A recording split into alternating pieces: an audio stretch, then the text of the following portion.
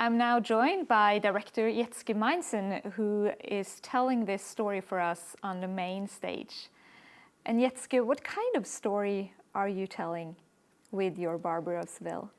I think I'm telling a story of very unpleasant people who actually all have their own plans, their own agenda, their own scheme.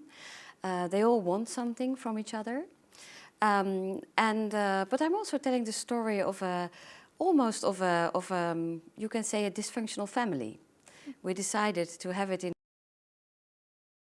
I did the Barber 10 years ago, and I think it's the first time I do a production for the second time with a new team, in a new situation, and with 10 years of directing in between. And I found it somehow important to come to the what I always call the heart of the piece, the center of the piece. So not to stay outside of it and place it in some situations like a gas station or a mental hospital, or I had it in a beauty doctor's practice 10 years ago.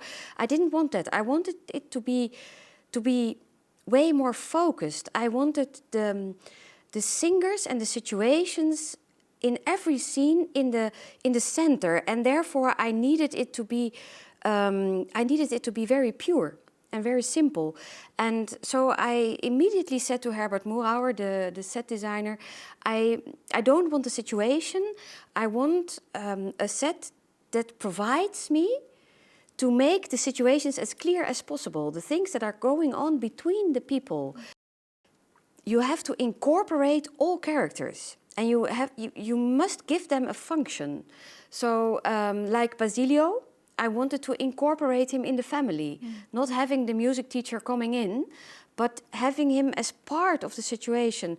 And like Fiorello, he needed an own storyline, not just having Fiorello, then a policeman, and then a notary. But he's playing all three of them as Fiorello. So and so his character is connected to the Conte and to Figaro and is bonded in this boyish club. I think these kind of decisions make the story way more clear, actually. And also I had this desire to connect Figaro and Rosina. And of course they're not really family, but maybe they're a kind of adopted twins or something. It's not, and the interesting thing is that the moment Angela and Hubert came on stage, it was in the rehearsal room, it was very moving. They immediately understood and developed this relation. I have two teenage children, it's two girls, but this is a boy and a girl, of course, but they have that quality. They have that teenage, young, pranking quality. And I think that is so important for the characters. And this age difference, does that play some kind of a main role in the Barber of Seville between the generations? Or how do you see the conflict played out in this family? Yeah, the Bartolo is really like a father or a stepfather figure, who like we have the big aria of Rosina, which we created in a kind of breakfast situation with a father who wants to read his newspaper. And my husband always says from himself that he has his nothing box, and when he's in his nothing box, he wants to read his newspaper or drink his coffee, and then your daughters start talking to you. And there are very clear situations that work really, really well. And you see that she tries to reach him and she can't. And he wants to reach her, but in a different way, and he can't. And then it becomes interesting, because also then it starts to hurt a little bit.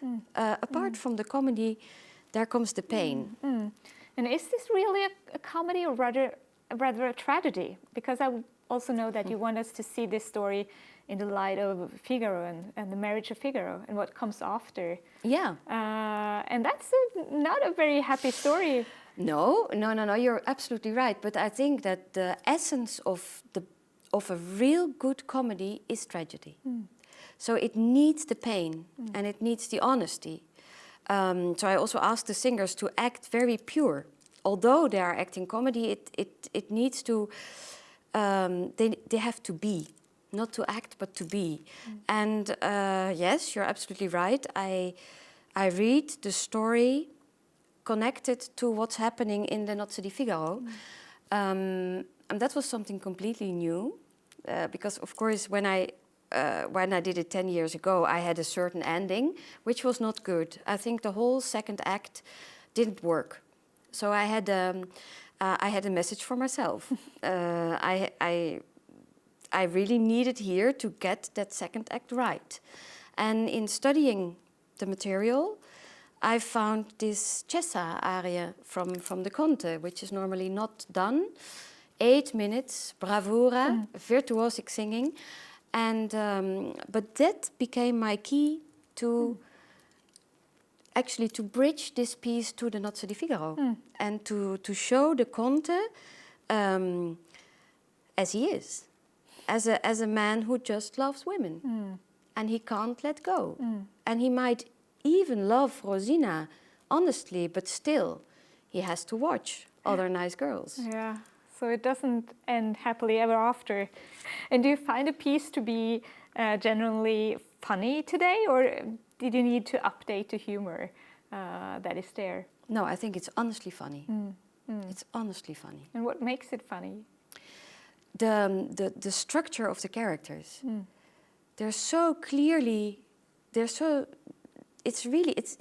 psychologically so strong. Like the aria of Bartolo, the big aria in the first act, where he tells Rosina, un dottor della mia sorte, a man with my standards. You cannot lie to me like that. You cannot behave like that. And this aria is extremely difficult to sing. It's really virtuosic. But then in every stage of the aria, there comes these colors. There comes his disappointment, his grief. He is so sad. He tries to seduce her. He's begging her, please, just say what you've done and I'll forgive you. And then he gets so mad at her from his anger. He gets so mad. So in the music, you have a psychological portrait, which is totally today and totally amazing if you have a singer that feeds it well.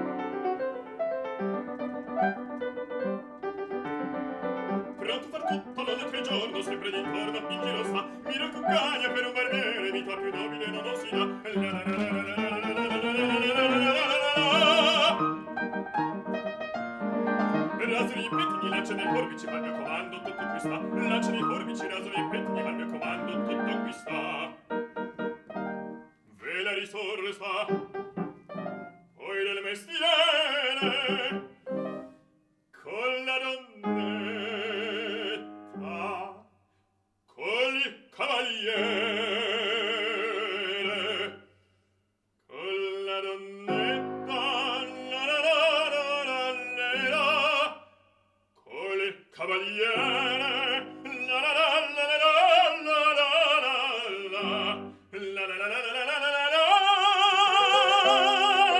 che bel vivere, che bel piacere, che bel piacere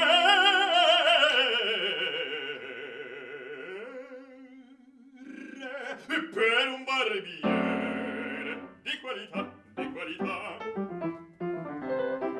Tutti mi chiedono, tutti mi vogliono, donne e ragazzi, vecchi fanciulle. Voglio Marocca! Presto la barba, buona sanguigna, presto il biglietto, tutti mi chiedono, tutti mi vogliono, tutti mi chiedono, tutti mi vogliono, la parrucca, presto la barba, presto il biglietto, hey! Figaro, Figaro, Figaro, Figaro, Figaro, Figaro. Ahimè, ahimè, che furia, ahimè, che folla, una alla volta, per carità, per carità, per carità, una alla volta, una alla volta, una alla volta, per carità. Figaro, su qua. Figaro. Su qua, Figaro qua, Figaro là, Figaro qua, Figaro là, Figaro su, Figaro giù, Figaro su, Figaro giù, credo prontissimo, so come il fulmine, sono il factotum della città, della città, della città, della città, della città. Ah, bravo Figaro, bravo, bravissimo, ah, bravo Figaro, bravo, bravissimo, fortunatissimo, fortunatissimo, fortunatissimo, per verità. Atti fortuna, non mancherà, sono il factotum della città, sono il factotum della città, della città, della città.